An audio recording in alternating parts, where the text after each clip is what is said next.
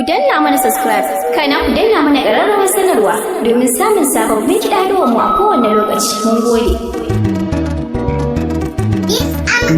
Zo ki zance daga baki na ki fulani ɗan matana. Soyayya ce kin san ke canza kamanni, karki shakka ne taki take ruɗa ne. Ga tarbiyya da halinki suna burge ni, har ta kunki in kin yi yana burge ni ɗan matana. Kin fuskarki shi ma fa yana burge ni, sanki nake yi mai suna zo ki jitawa, kalamun gauna a gare ki nake furtawa yan matana. Yesu mi san ka lalle fatan ne dace, ni gani da tawa mai sona santa na zauce. In soyayyar ta a gare na haka riba ce, mai daɗin zance kuma mai tsoron Allah ce yan matana.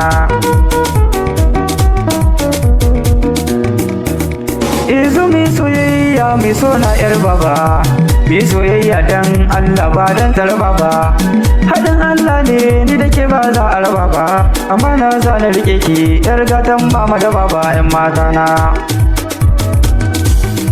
Hayya na zama shirmai a gare ki ba a tanka ki, kin bani kulawa tilas ni ma na kula ki.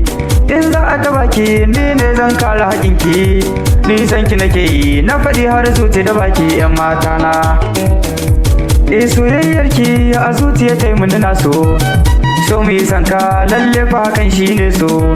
In ba a sanka sai dai a kira shi da soso, a cikin fannin so na samo wacce nake so yan matana.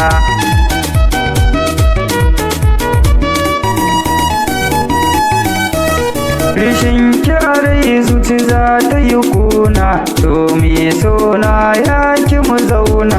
Wannan kauna mu aka nuna, a gidan aure za mu zauna.